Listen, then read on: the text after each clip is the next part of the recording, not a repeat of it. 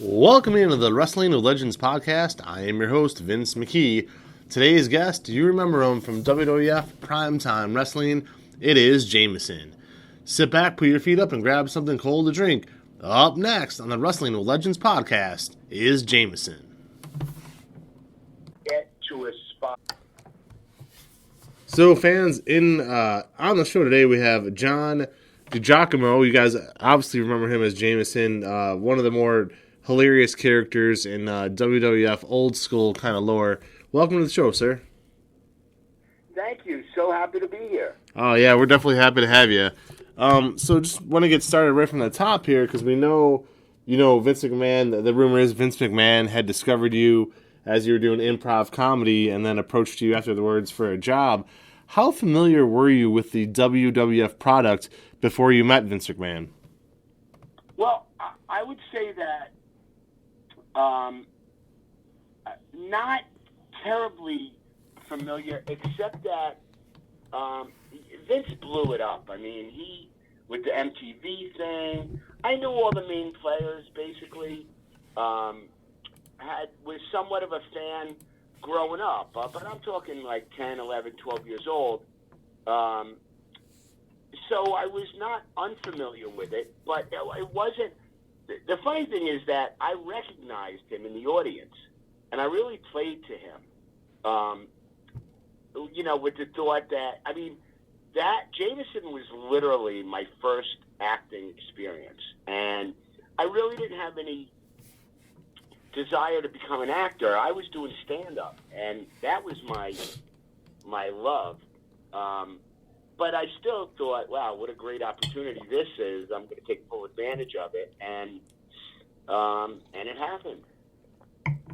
The interesting thing, too, is, like you said, you weren't even looking for a job, right? You were just doing your stand-up comedy, and it turned into something which is, that's kind of the American dream, right? Just doing your thing and all of a sudden landing something bigger. So, pretty incredible. And the thing about it is now is everything in the WWE, all these years later, is pretty heavily produced. Guys are going out there with scripts. They're almost being told exactly what to say, but the stuff that you did with Bobby Heenan on Primetime, with the Bobby Heenan show, a lot of that was improv, which really played to your skill set. Can you kind of talk about your relationship with Bobby and just the freedom you guys had to kind of, riff back and forth? Yeah, it was a dream because I was never, ever handed a script or told to say this or told. Vince was totally comfortable with whatever came out of my mouth. And same with Bobby. Bobby, was a master. If Bobby had chosen to go to Hollywood instead of do professional wrestling, he still would have been a star. He was that good and funny, and we got along great. He was, he was impressed. The way I fed him and the way we bounced off of each other, and nothing but good things to say about Bobby. He was such a sweet guy. Off camera. There was so much mutual respect that it just flowed. It felt good. I was sorry when Primetime went off the air because now I was, thrust into the ring, so to speak. Everything was shot from the tours on location. There was no more studio stuff, so I didn't get a chance really to work with Bobby after that. The Bushwhackers were great working with them, but it just wasn't the same. I didn't really sign on to travel across the country and the world for that matter. Doing this, the gig was so great when it started because it was, you go in one day every 3 weeks, shoot 3 episodes, and you're done. You go out. I could go on auditions. I could do whatever else I was doing at the time, but the touring was so, it just took up my life. It was,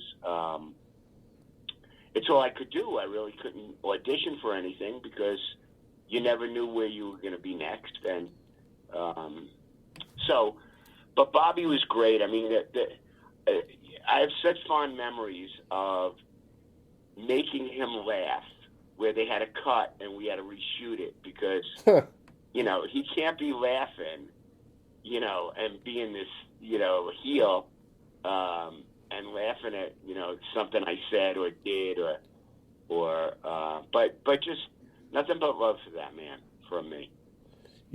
And that's the funny thing too. I wanted to mention because I've always wondered this. You guys were both in on the gig. You're joking around and everything, but this is gonna sound silly, but because I know wrestling, it's scripted. I get all that. However, the guests who came on that show, all 4 episodes, they seemed as serious as a heart attack, right? So, oh my God! Did they realize they were in on the gimmick, or did they literally think this was like their big break to make it big with whatever they're, you had the bubble lady, you had the porn actress. I mean, you had a million different things going on. It was nuts. Yeah, I think that there was some confusion when they got there and what they were walking into and all that, which just made it all the more, it just made it funnier that, and some of them did, from the time the camera started rolling until it was a wrap, never caught on to it. Others kind of, it's kind of funny to be a part of them coming to grips with, I'm just a joke. Yeah. On the show, I'm just, and I'll tell you, you mentioned the 80-year-old stripper. Yeah. She was one of the hippest that, in terms of getting it, knowing that she was there she's part of the joke, and yeah, it was great. I mean, the guy that whistled through his nose. I mean, and I don't know if you remember the mother-daughter. Oh yeah. Comedy team. Yeah. They were horrendous. Yeah. And they were probably, a good example of never getting the joke that they were part of, because and I was doing stand-up at the time, and they were so bad. I couldn't imagine where they're working. And I'm sure, and I don't know this for a fact, but I'm sure every guest they booked was not told what the format or what it's a talk show. They probably just said it's a talk show. You're going to do your thing, and then you're going to sit down and be interviewed. And they were all probably so, until it aired, Oh, yeah. And they saw that it was just, but good times. So I wanted to ask you too. I have a list of questions here, right? But I'm gonna go off the list for this question just because you mentioned it. I'm curious. Here we are today in 2023. We have social media and everything, and it's so easy to track where people are at and so on and down the line. But back when you were there in the late 80s and early 90s, none of that existed. So my question is this. A lot of us as fans, because again, I was a little boy, right? I think I was like 8, 9 years old. You think when you turn off the TV, that's it. These people don't have a life. And then you turn the TV back on the following week, and there they are again. But you mentioned the travel, right? So I'm just curious, because you look probably so completely different than your character on TV. When you're at these airports or restaurants or hotels, traveling with the WWE, did anybody realize who the heck you were? If I tell you, I was recognized twice, a total of 2 times in those years that I was doing that. Once was a security guard when I was pulling into the Royal Rumble up in Albany. Mm-hmm. A security guard recognized me when I pulled into the garage where they told us to park. And one other time, I was at a Yankee game, and game was over, and people are filing out. It's like you're literally, the person in front of you is 6 inches away where you're trying to get out, and this one, and there was a crowd coming in the other direction. Yeah. And this woman coming toward me, when she saw me, she said, "Oh, you're Jameson."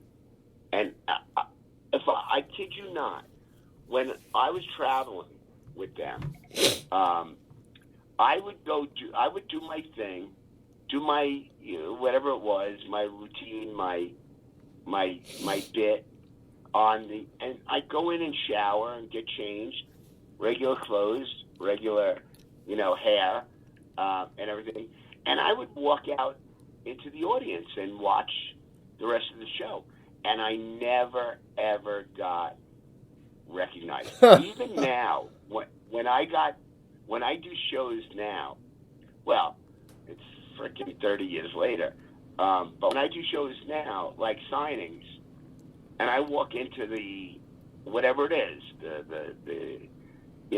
arena. We just did a big one where it was actually in this huge auditorium, and you're walking past people that are waiting online to get into the place, and nobody ever said, "Hey, that's Jameson," or I mean, it's unbelievable that, I mean, Clark Kent to me looked like Superman. Yeah. How do you not know that's right? But yeah. Like Jameson, really, I mean, he was so pathetic.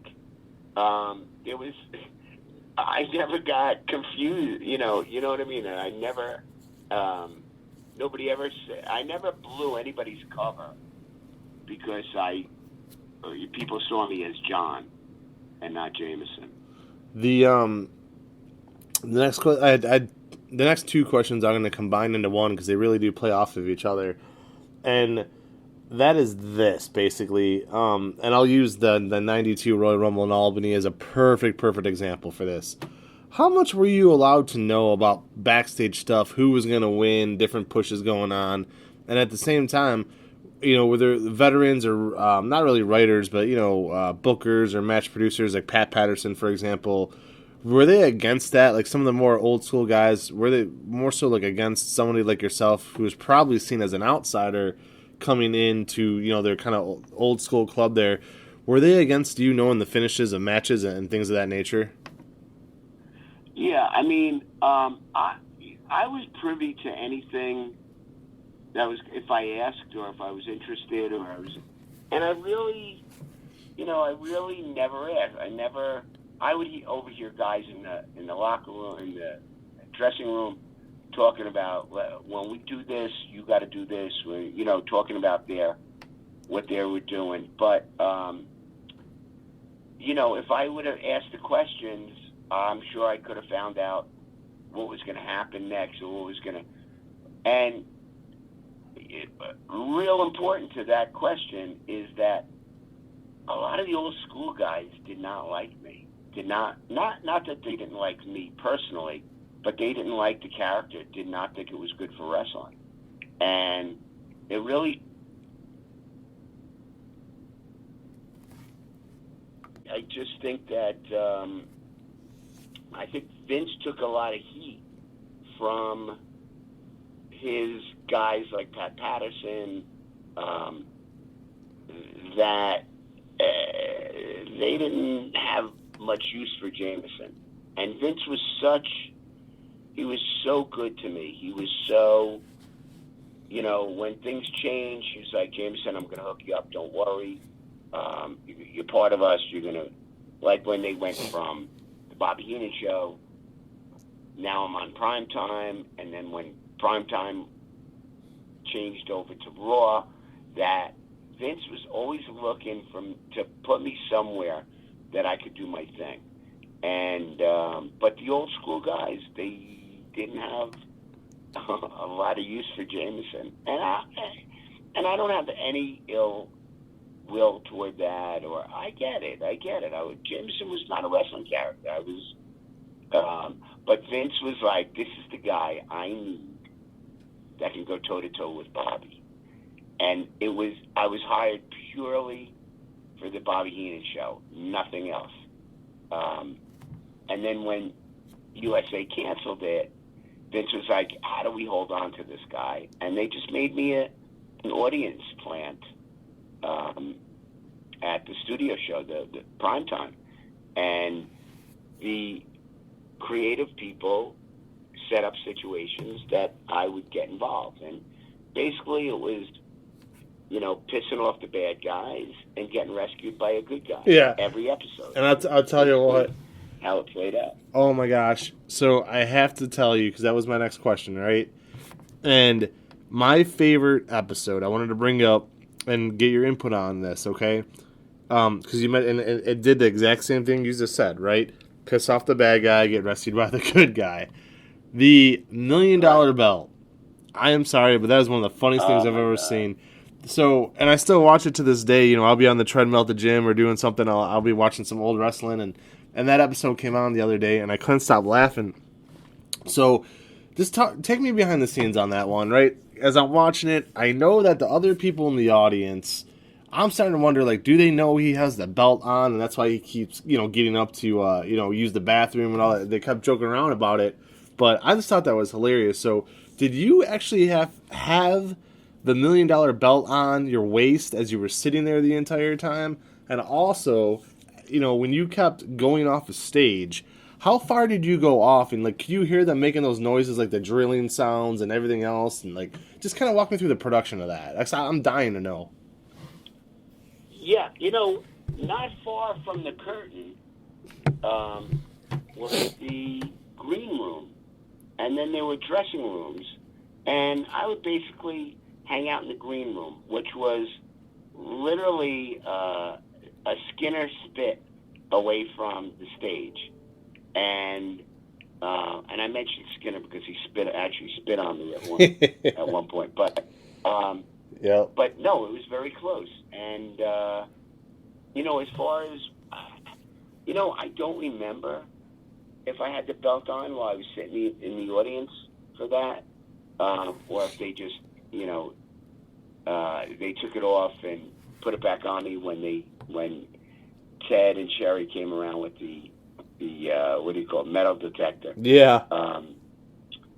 Yeah. I mean, that was I don't remember if I actually had it on that whole time. And I would say that the audience, the studio audience, was privy to that I had it. Because they showed, it's a taping, but they showed the pre-tape stuff. Okay. For the audience during the stuff, so everybody knew I had it on. And that was probably my second favorite episode that I ever did on primetime. I think my first was the Berserker throwing me off the roof. That was my next question. That's tremendous. Go ahead and tell me all about that. That's, it's funny because that literally was my exact next question was about the Berserker. Yeah, I mean, it was great. It was so well thought out and typical of how things worked there. When I got there and they gave me I forget what they call it. It's not a script, but it's like the sequence of things that are happening. Like, Bobby and Mean Gene introduce this guy and this, and it's like 30 seconds. This happens 45 seconds. Break for a commercial. That's basically what I got, like an outline. And all I was told was that the Berserker and Mr. Fuji are gonna try to burn you at the stake, and it's not gonna work. And so they're gonna throw you off the roof. So I had to take my clothes off so they could dress the mannequin that they threw off the roof, and it went, but it played so good. I mean, I look at that now, not that I look at it that often. I can't even tell you the last time I looked at it, but that looks pretty good when they throw the, Jameson tied to the stake. When they throw it, it looks like Jameson. I mean, it was believable, and it was great. That was absolutely my favorite episode that I ever shot. That's tremendous, and like I said, I just think it's kind of hilarious, as those were really the two episodes that jumped out the most I wanted to talk about. So that's too funny that you brought both of those up. Another question I had that I didn't even have written down, but just curiosity as a journalist and also as a fan, quite frankly, is that I would have to believe the crowd who's in, that studio audience, they're actually seeing the matches, right? Like, does a projector come down, or are there screens where they could watch the same matches that the fans at home are watching, or do they just get the in-studio show and that's it? I think, wow. Oh my God, I'm having a senior moment here. I don't remember. I don't think they saw the matches. Wow. I think we cut to there was a lot of waiting time before they cut to the next, whatever it was, scene, whoever the guests were. I don't know. I don't think they saw that. And thing was, it wasn't a live show, so I'm sure they didn't feel beholden to the audience. Like, we got to give the same appearance, the same experience that we're giving the fans at home, because they're gonna go home and watch it when it's on. You know what I mean? It was all on tape. None of that was done live. It was done before a live audience, but it was not broadcast at the time it was being shot. So I'm guessing that they didn't see those matches that were, intertwined into the entire show. I think that there was a camera reset and for the next guest, and producers talking to the talent like Mean Gene or Bobby or Sean Mooney or whoever was co-hosting with. Vince did a lot of it. Vince did a lot of those episodes. Oh yeah. So yeah. So.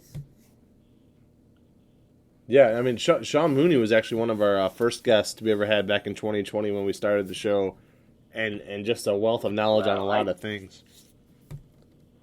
Yeah, I actually did he's got a podcast. Yeah, oh yeah, I heard it. When you were on, I was like, I gotta try to get a hold of him. Cool. Yeah, no, I mean, it's wild because a lot of these guys went on to do bigger. Facebook friends?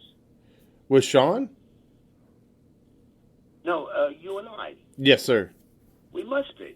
Yep. Okay. Yeah, but it's wild because, like I said, actually, when I saw your picture, it took me a second to kind of catch on and realize who you were, which I thought was kind of funny. But, you mentioned Vince McMahon being there. Was his wife and kids ever there on set?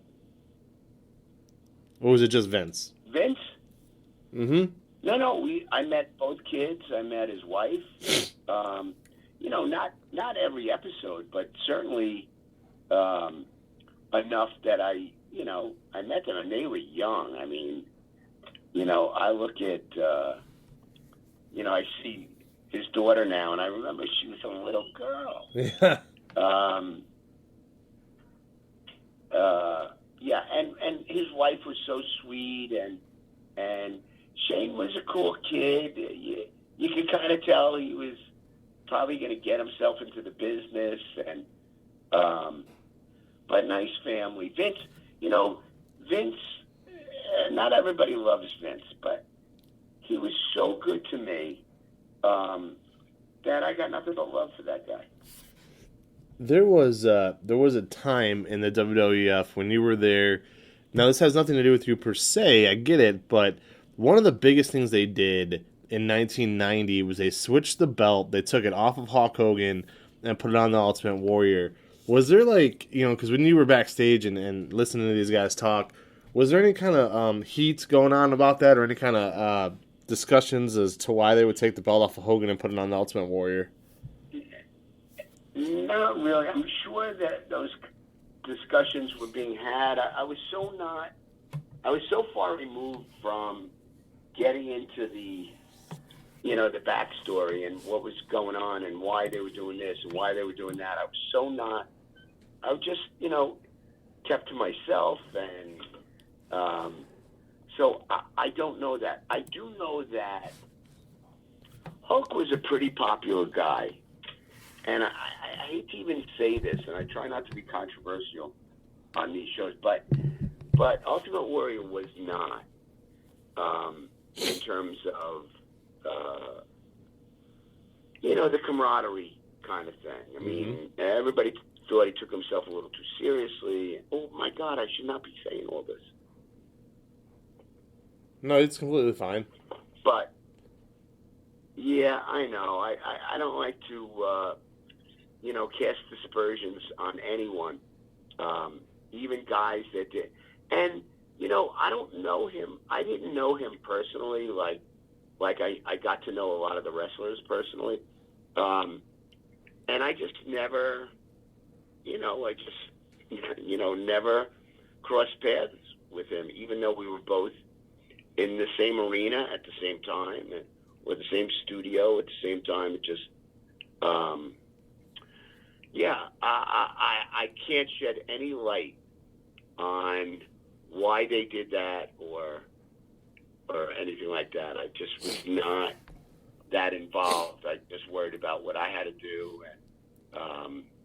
And I didn't even spend much time in the dressing room. I got into character. I went and sat in the green room, and it was generally with the other non-wrestling talent. Sure. That was hanging out in the dressing room. Spent a lot of time with Mean Gene in the green room, Bobby, Gorilla. And the other thing is this. I didn't feel I wasn't part of the brotherhood, let's say. And I understood that, and I got that, and I don't want to step on anybody's toes. I didn't want to, be a spectacle. I kept to myself. I did my thing. I always felt a little guilty knowing how many wrestlers out there, independent wrestlers, would have literally cut their toes off to get a crack at to be on WWF.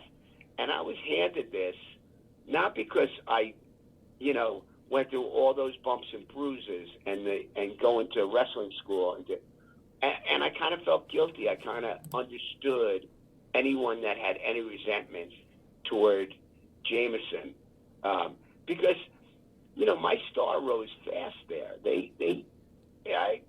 Within by the fourth episode of the Bobby Heenan show, I was getting fan mail like you can't even believe. Like I was just so, and I didn't get it. I kicked myself now because I didn't really understand the wrestling fan mindset and had no idea I was as popular as I was. And that's why I disappeared. Nobody knew who the actor was that played Jameson. Sure. There was searches and I had friends that said, "Hey, bud, they're looking for you on the internet. They want to know who played Jameson." There's a rumor that it was Andy Kindler from Everybody Loves Raymond. There was and I just didn't respond to it. I didn't go back. When they finally found me, I was amazed that anybody wanted me to sign autographs 20 years later, now 30 years later. It's just amazing. I looked at it as another acting job. And it didn't really I appreciate it, but not to the level I should have with what I had with Vince and the whole business, the whole industry. I mean, there were so many guys that showed me love and respect and just thought I was great. And And there were those wrestlers that just thought I was, like a dirty tissue or something. I mean, had no use for me. But I understood it, so I didn't react. But it has a lot to do with why I kind of stayed to myself. And even when we were touring, it was just so uncomfortable because people reached out, wrestlers, personalities reached out to me to make sure I was okay and all that. But I just didn't feel like I fit in with that group of talent. I mean, there were these big guys. They would go out after every show on the road, get trashed. And me, I was just looking to get back to my hotel room, smoke a joint, watch TV, and go to sleep. These guys partied till morning. Till morning they partied. The two guys that had you around the most, like you said, because once you had left the studio show and you were on the road for a little bit, were the Bushwhackers. What were they like to quote unquote manage, but basically be around, and how easy did they make things for you? I felt so bad for them because they pretty much got stuck with me. So that's my mindset was I felt bad for them that they had to get stuck with me and do. We did a year setting up the match with the Beverly Brothers. Maybe not a year, but more than half a year, doing tours where we kind of set up that situation where it would be me and the Bushwhackers against the Genius and Beverly Brothers. And they were unbelievably good to me. They were just, and somebody once said to me, don't feel that way. I mean, you're making them, you're putting them back out there, like where they're, people want to watch the Bushwhackers, not only for the Bushwhackers, but for Jameson.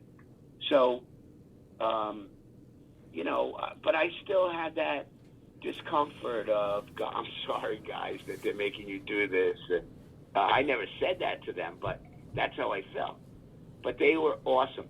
I just did a show with Luke, a signing in Maryland. First time I really got to hang out with him since, 30 years ago. And he was a delight. He was an absolute delight to hang out with and do that. And I mentioned to him that I felt bad. He goes, water under the bridge, don't worry about it. It was good times. And, he made me feel better about it. But they were great. I was a little bit put off by the fact that I was so against touring. I did not want to tour. It just was, I couldn't audition. I was kind of locked into them without, being able to pursue my career. Mm-hmm. And to top it off, the discomfort coming from where it was a couple guys were not subtle about how they felt about Jameson being in the wrestling ring. Some of Vince's circle. So there was that discomfort that kind of played out. The Bobby Heenan show, great times. Understood why they had me on. Prime time, I got it. It was, they got to kill time. Jameson's a good time killer. But when they put me out on the road, I was just like, oh, that's where the discomfort really set in. That, I don't know if I belong here. Oh, sure. Yeah, I completely understand that. It's radically different, and I don't care, what your profession is. If you're constantly on an airplane or in a hotel and then so on down the line, it's not the easiest thing in the world by any stretch. The fame's one thing, but the sacrifice you're taking of being away from home, your family, on your body, everything else, there's a lot to it. Oh, go ahead. Yeah. Go right ahead. What were you going to say? Say again. I'm sorry. Oh no, I thought I cut you off. I apologize. No. Oh, okay. I probably breathed heavily. Nah, not a problem. So I was taking a squirt. I was taking a squirt of my inhaler. There you go. Hey, so the last question I have for you today, very last question, and again, thank you so much for coming on the show. It's funny because you keep mentioning guys that we've actually had on the show in the past. Luke Miller, Luke the Bushwhacker, was one of those as well. So definitely you're in very good company here. Last question for you, though, and this is just an opinion question. It has nothing to do with you personally. Your opinion on this. It was about a decade later after you had left the WWF in which they bought their competition. They bought WCW, which is so unheard of. I mean, when that happened, I'm like, this has got to be a joke. So, you being a former employee of the company, and all these years have gone by, when you heard that news, were you, stunned by it? Or did you just think to yourself, this is something that I feel Vince had in the back of his mind the entire time to buy his competition like he did? My recollection of that time, things were not good. First, it was the Playboy magazine did an expose on all the sexual harassment suits that were brought against the WWF. Mm-hmm. And then the steroid scandal kicked in. Yep. And Ted Turner, who owned WCW, from what I understand, this is third person. What I've been told is that he dumped millions to bring everybody from the WWF. Now, during that time, I had already been released from my contract. They knew I didn't want to tour.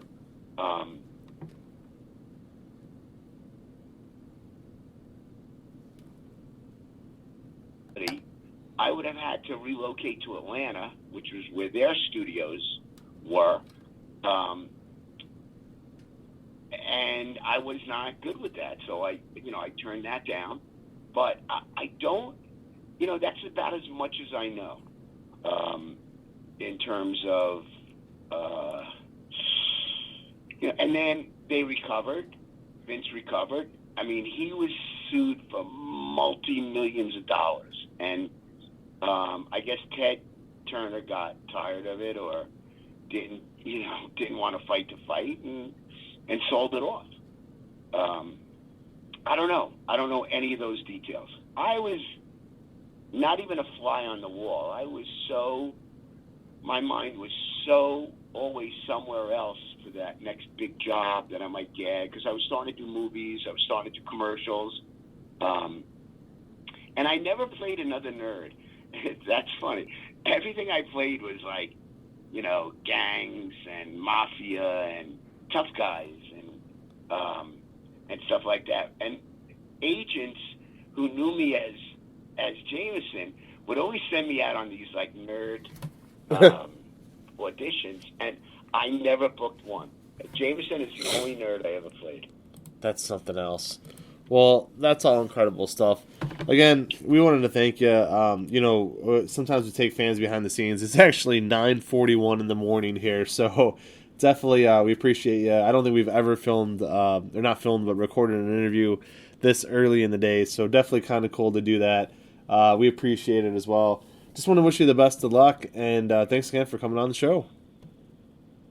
Thanks, bud. It was a pleasure. Oh, yeah, absolutely. We'll have this posted later this weekend, and we'll talk to you again soon, hopefully. And again, thank you. Have a great day.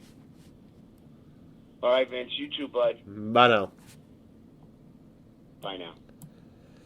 So again, we want to thank him. The wrestling fans clearly knew him as Jameson Winger. Yeah, and really it was always just Jameson. So real name, if you want to go ahead and check out his IMDb page, John D. Giacomo. So again, thank you, John, for coming on the show. That will do it for today. Up next, later this week, we plan on having Henry Godwin. And then in 2 weeks, we have booked Alundra Blaze, as well as Season 4 of the Wrestling with Legends podcast as well underway. I'm your host, Vince McKee. We'll talk to you soon.